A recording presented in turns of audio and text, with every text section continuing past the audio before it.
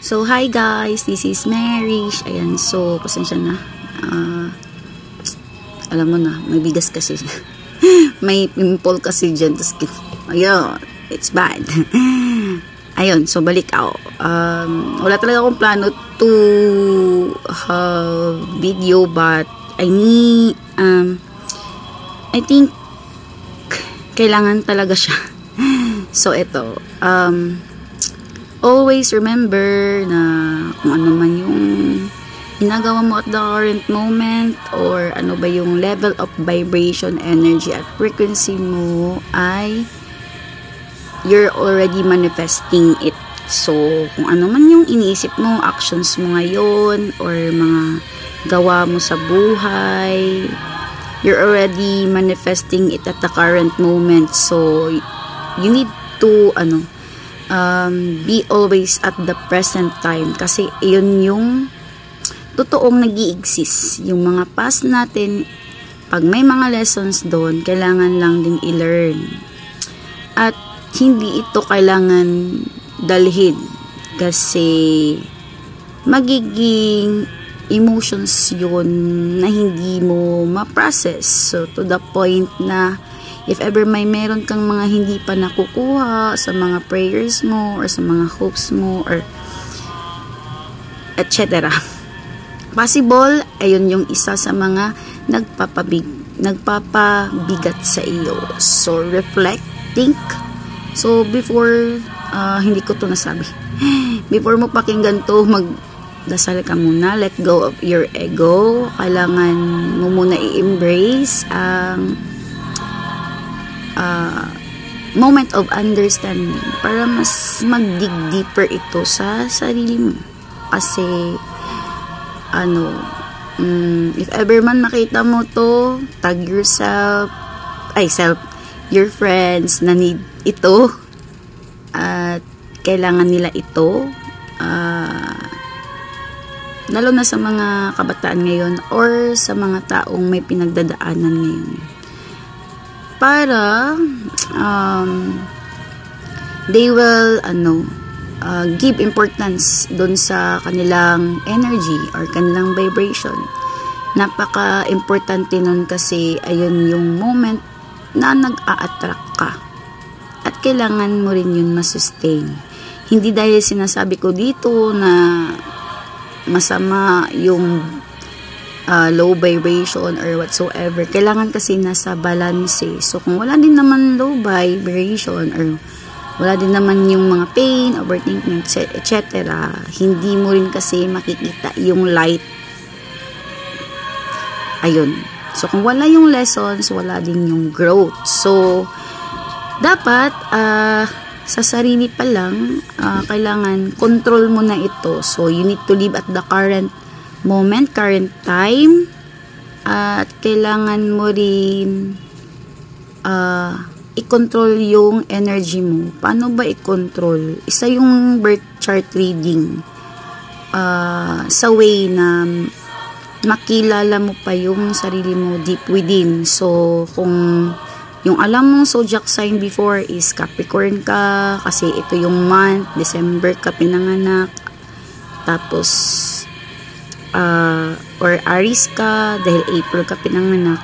Si birth chart reading is about astrology, so marami siyang itatakle deep within you. So hindi lang siya isahang reading, maybe it will take more and more and more, pero ang pinaka-importante dun, kailangan mo talaga siyang i-embrace at saka intindihin step by step. So, kung soon makapag-book ka, ayun, kailangan mong maunawaan yung energy ng kada sign.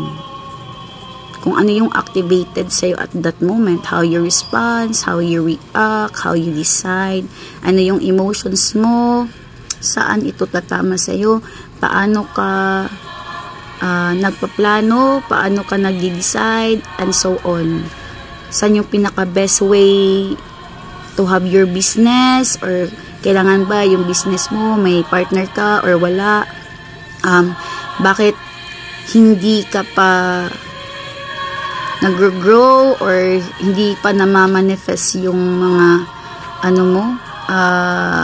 prayers mo or mga best na gusto mong mangyari sa buhay mo. So, masasagot yun dun by step and step guidance. Ayan. So, kailangan magsimula ito sa'yo. Kasi hindi po pwede na kung nasa current moment ka at nasa in a relationship ka, tapos yung partner mo or yung family mo, yung nag-effort talaga para ma-sustain yung meron ka ngayon, or dahil sa kanya nakakaipon ka, or dahil sa kanya ganito ganyan. Kailangan kasi ma-embrace mo ito sa sarili mo mismo at mag-grow ka mismo sa sarili mo. So, they are just the instrument, but kailangan yung growth na to ay magsimula sa iyo. So, we need to lumabas sa comfort zone mo. So, knowing deeper with yourself is achievement. So, kailangan huwag matakot na makilala ang sarili. At ito ay magiging solusyon kung paano mo makokontrol yung mga bagay na masasabi mong hindi mo control. At least, di ba? Hindi man perfect, but you have your step. Small steps to know better yourself, at saka ayan, mag-response ka in balance. So, it's all about energy and it's all about balance. So, parang if ever man bago sa iyo ito, madami pang kailangang malaman at saka maintindihan. So, embrace growth. Huwag ma-depress dahil sa ganito, ganyan, mga pangyayari sa buhay. Kailangan lang talaga intindihin kung paano ka mag-react sa bawat situation na meron ka. So, be always, tawag yan, maging ka lang, flexible ka lang, go with the flow, at saka i-embrace mo lang yung mga kailangan i-embrace. Hindi kailangan mag-against the flow or against the current moment, kasi yung pain na yan, hindi naman talaga yan para sinasaktan ka. It's an alarm for you to be aware of na, uy, you need to stop, you need to see the lesson. So, if mabigat, yan ang low energy or frequency or vibration. So, lahat ng mabigat, ayan yung magpapastuck at magpapaslow sa iyo. Why not embrace yung magaan, di ba? Nasa higher vibration. It means you're positive, you're prayerful, you're hoping, you're moving, you're doing things in small but step by step, and be always thankful. Even nga yung sarili mo lang, kailangan mahanap mo yung happiness dyan. Kasi magsisimula yung grow at saka yung happiness sa sarili mo lang at hindi sa ibang tao. Okay? So, go more deeper on your self-awareness. At saka, paano i-control yung ating energy. Ano ba yung current energy na na-activate sa iyo? So, yun lang. Thank you so much.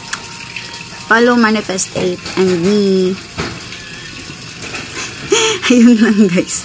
Pasensya na kayo dito, ha. Sa mga nagpapa-birth chart reading, donation lang po ako. Pero, please, ayun naman, yung worth din naman sa effort. Hindi kasi siya madali.